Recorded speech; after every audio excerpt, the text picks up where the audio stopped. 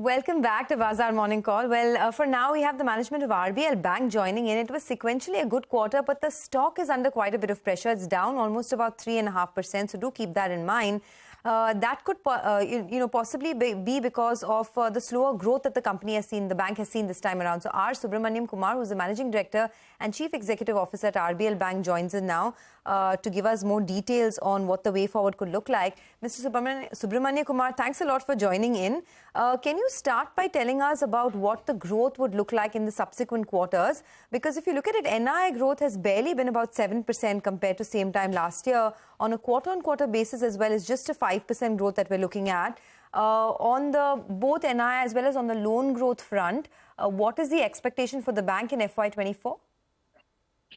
Yeah, NII growth, if you look at it, is 7%. Is mainly because of the fact last year we had a one-off in respect of around 72 crores, which had to be added at the last minute. It is because of that earning which come from the restructured book, which kept it in a suspended interest.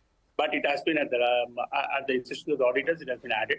You know pretty well the restructured book was just moving up. Whichever has been recovered, it has been accounted for. Which has not been recovered, it has been reversed. That's one of the major reasons for the NII. If you just look at it sequentially, if you look at my NII, it is just growing. Moving forward, and one of the major things which we have done is the business model reformatting. So the reformatting of the business model has taken it, and 3-4 things we said to the market when we just started the year before. One is we will be growing at around 15%, right? But we clocked at 17% of the advance growth. We also said that annualized retail growth will be to the tune of around 20%, but we have clocked actual growth of 21% and annualized growth of around 24%. So these are the two things which we said. We also said exit ROA will be 1%. In the Q4, we were able to do an exit ROA of 1%. Going forward, we will continue to maintain our credit growth, overall credit growth in the range of 20% plus. And as far as the retail is concerned, we will be in a position to grow to the range of from 24 to 25% going forward. This is one. Second, we will continue to maintain our ROA at the trending which has been happening now. And we will be able to add around 10 bips to 20 bips year on year into the ROA as we move forward.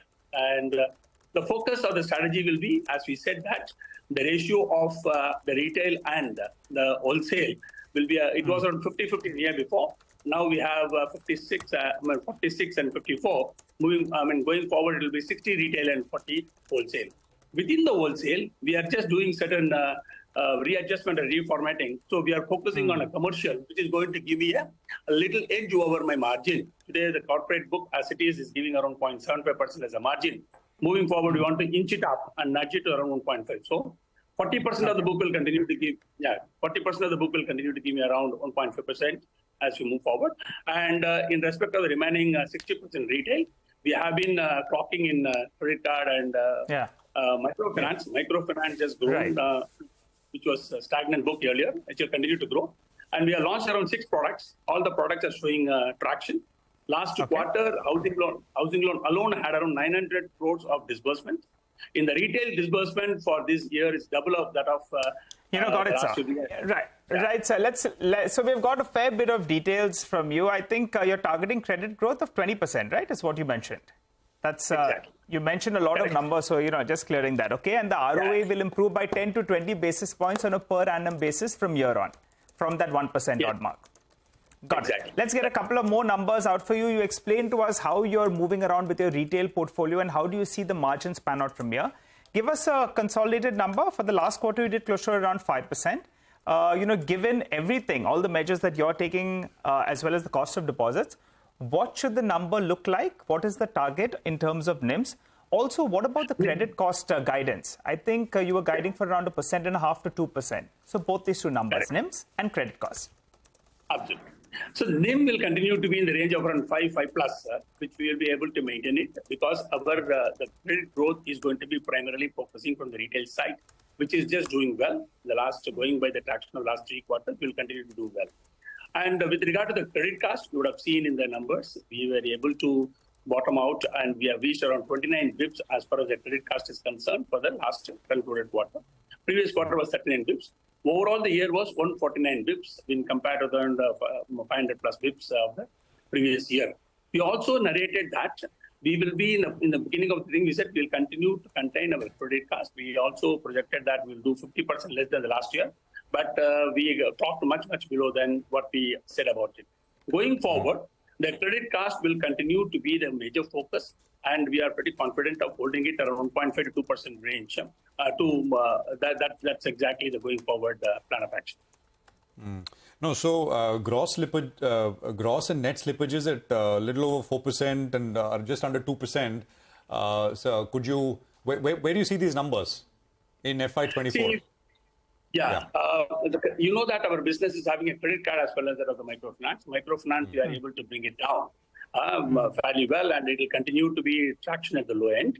And the credit card will be the market-related one of around 4%. So credit card, whereas in wholesale, I can say that it's bottom out. And going forward, there will not be any slippage as far as the wholesale is concerned in this entire year as we move forward.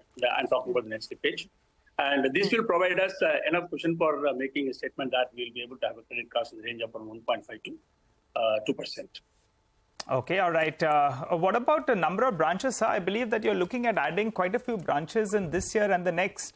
You have an ambitious plan out there. Give us the number of branch addition for FY24-25. See, we added very few branches in the last half year.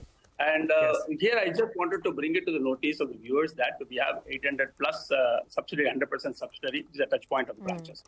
And this we wanted to leverage it first. The second is we already have 517 branches. Both put together, we will be in a range of opening around 60 to 75 branches during this year.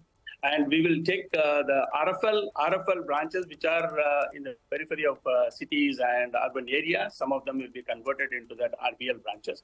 And RFL, as already pan-India, it is spread across. So far, we have been handling only one loan in respect of the RFL branches, that is a JLG loan.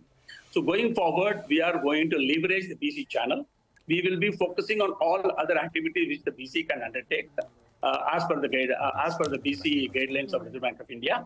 So this particular thing put together, and we have said about in 3 years' time, in 26, we will be touching around 2,600 touch points, combining both RBL and RFL.